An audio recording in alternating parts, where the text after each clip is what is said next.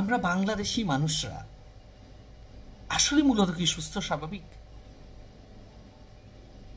আমার এই গত ১.৫-২ যুগের অভিজ্ঞতা থেকে যদি বলি, আমি রীতিমতো আতঙ্কিত এটা নিয়ে।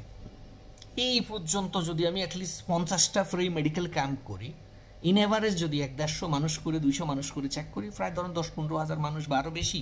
এটা হলো আমার ক্যাম্পের কথা বলতেছি, কিন্তু আমার ১৫ বছর অ্যাটলিস্ট ২-১ লাখ বাংলাদেশি মানুষের সাথে আমার কথা হচ্ছে, রোগী হিসেবে পাইছি, সামনে কথা বলছি।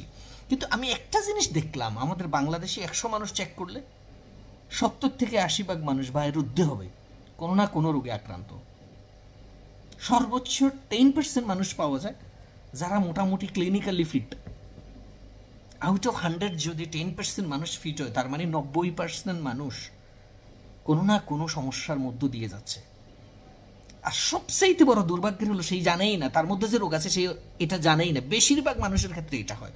আমি যে ফ্রি মেডিকেল ক্যাম্পগুলো দিয়ে এক ধরনের বলা যায় যে বাংলাদেশি হিসাবে অনেক সময় নিজে ওদেরকে কনভিন্স করে পরীক্ষা নিরীক্ষা করাই যে দেখুন আপনি কেমন আছেন, অতটুকু করতে রাজি হয় না।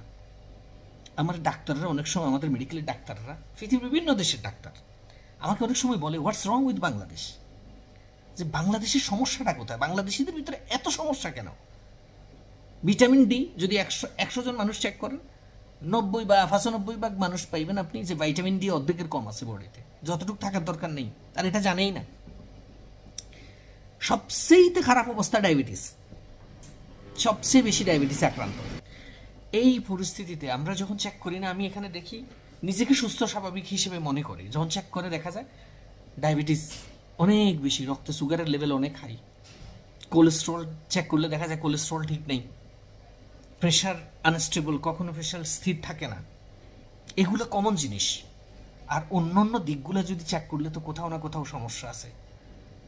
আমি অনেক সময় এটা নিয়ে ডাক্তারদের সাথে আলোচনা করি, বড় বড় ডাক্তার, বিশেষজ্ঞ ডাক্তারদেরকে পরামর্শ নিই, এটা রিজন কী হতে পারে, আমাদের বাংলাদেশিদের ভিতরে এই সমস্যা কেন? অনেক সময় অনেক ডাক্তার আমাকে বলেন তার মধ্যে একটা প্রধান কারণ হলো মানসিক চাপ। বাংলাদেশিরা খুব বেশি মানসিক চাপ নেয়, আর এমন এমন বিষয়ে মানসিক চাপ নেয় যেখানে তার কোনো হাত নেই। আপনার যদি ইনকাম কম থাকে, আপনার পরিবার চালাইতে, আপনার জীবন চালাইতে যদি কষ্ট, আপনি ইনকামের চিন্তা করবেন। আমার পয়সা কম, আরেকজনের বেশি, এটা নিয়ে আমি জেলাসি করি, মানসিক চাপ নেওয়ার তো দরকার নেই। আমার যেখানে অ্যাকশন নেওয়ার দরকার ওখানে টেনশন করার, চিন্তা করার প্রয়োজন নেই।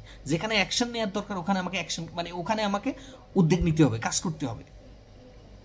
পারিবারিক চাপ, সাংসারিক ঝামেলা, হাজার কিছু, কিন্তু সব কিছুর ঊর্ধ্বে মানুষগুলো কি সুস্থ স্বাভাবিক আছে? আমার মনে হয় না। আমি এ পর্যন্ত যতগুলো পাইছি, আমার খুব কষ্ট হয় এই জিনিসটা বলতে, যে আমাদের বাংলাদেশিদের শারীরিক অবস্থা ভালো নেই।